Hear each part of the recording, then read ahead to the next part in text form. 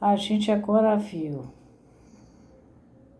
136, 137, 133, 74, 75, 76, 77 e 138. Agora a gente vai para o 139. 139, eu preferi pegar do francês, que diz o seguinte: os iniciantes parecem mais impressionados com o efeito desse impacto. Qual é o impacto? A nossa pontuação. O que faz com que outras pessoas pensem que estão passando por uma rotina. Não é assim. Seria muito simples se fosse. Acontece que vocês não se esqueçam que o Jangui conta. Em frente ao consultório do Lacan tinha um café. O pessoal saía de lá, ia para lá,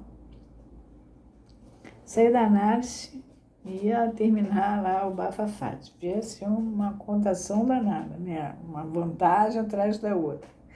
E ele, Jangui conta, né, que ele, quando chegou, ele era um iniciante, tinha que pegar leve, né, tinha que ver como é que o negócio ia andar. Era meio mística a coisa, porque não que o Lacan fizesse mística, mas que as pessoas, como toda instituição, tem, né, o controle institucional, né? Bom, e o consultório dele não deixava de ser uma instituição em si. O Lacan sozinho já era uma instituição. Ele. Bom, então ele vai.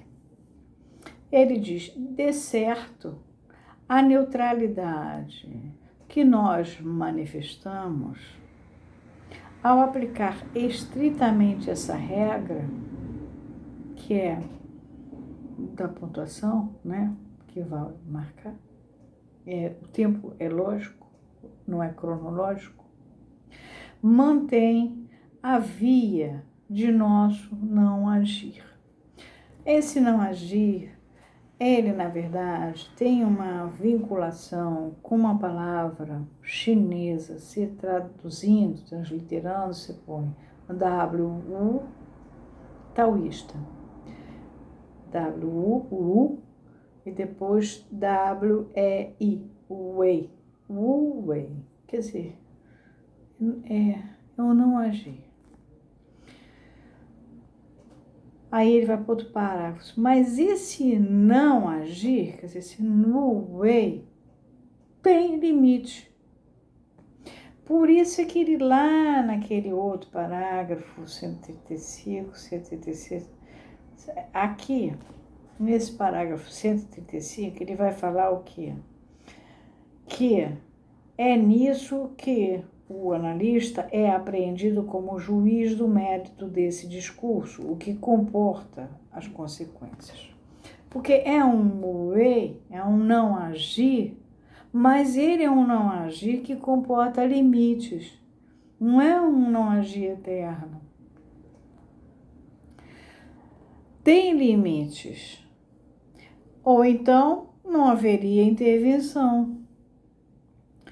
E por que torná-la impossível nesse ponto assim privilegiado? Tem intervenção. E não tem razão para tornar ela impossível. A não ser por um medo, né? Deixa o despertador resolver. Agora,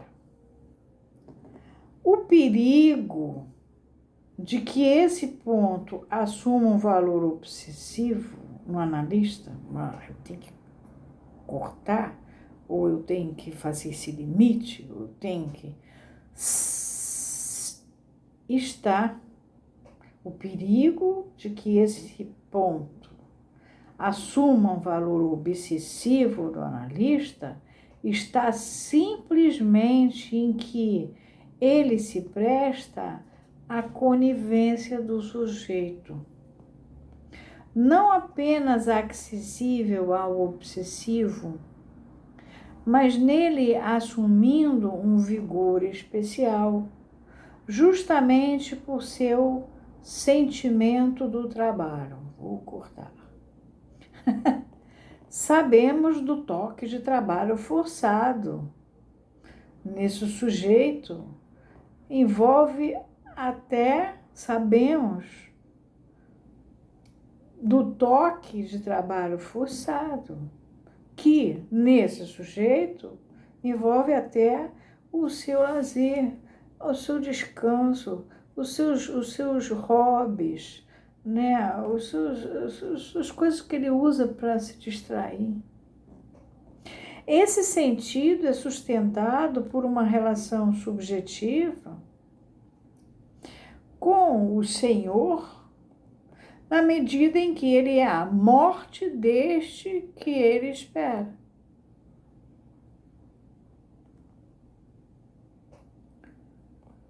O obsessivo manifesta, com efeito, uma das atitudes que Hegel não desenvolveu em sua dialética do senhor e do escravo.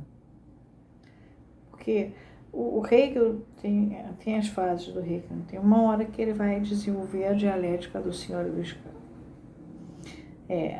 O seminário 17, que todo mundo adora, os discursos, se você não sabe Hegel, é melhor nem brincar. E se você não sabe os pré-socráticos e tal, então é nem melhor começar com Hegel. Porque ele vai falar exatamente da tensão que existe entre o senhor e o escravo. Mas nesse ponto, o Hegel não desenvolveu. Então Lacan continua: o escravo esquivou-se ante o risco da morte, onde a oportunidade de dominação lhe foi oferecida numa luta de puro prestígio. Ele sabe, ele tem o saber. O escravo é o que tem o saber. O senhor sabe que não sabe e usa o saber do escravo. Mas, como sabe ser mortal, ele sabe que ele é mortal, ele também sabe que o senhor pode morrer. Por conseguinte, pode concordar em trabalhar para o senhor e em renunciar ao gozo. Vocês lembram que gozo é prazer e desprazer. E no xiste, quer dizer, na estrutura da interpretação, que é a estrutura do xiste, ela tem o prazer e o desprazer. A gente viu Freud, Lacan falando do Freud, lá no Gueto da Amorável, do xiste, né? O xiste, que ao mesmo tempo que exponha o constrangimento daquela comunidade, ao mesmo tempo faz aquela comunidade gozar daquilo. Então, e aí Freud vai trabalhar no xiste sua relação masculino consciente, as duas estruturas da interpretação. Eu já falei isso para vocês. Renunciar ao gozo nesse meio tempo. Isso tudo o analista fica fazendo. E, na incerteza do momento em que chegará a morte do Senhor, ele aguarda. Então, na verdade, essa jogada não é analítica.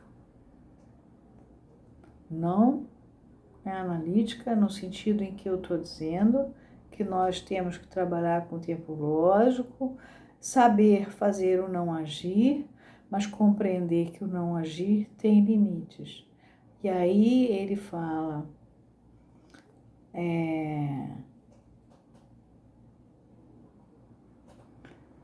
tal é a razão intersubjetiva tanto da dúvida quanto da procrastinação, que são traços de caráter do obsessivo, no obsessivo. O obsessivo está sempre adiando, ele está sempre atrapalhando, né? Ele se atrapalha no trabalho, ele não faz a coisa que tinha que fazer, então, uma é a precipitação de sair cortando errado e fazer um transtorno. A outra é embarcar e deixar o camarada ir falando, não fazer o corte, abrir mão. Ele está comprando o seu saber, você tem o saber, pois é, que bom você tem o saber, mas você abre mão e impede dele ter o direito ao xiste, que é a estrutura da interpretação, que é ele se ver nu.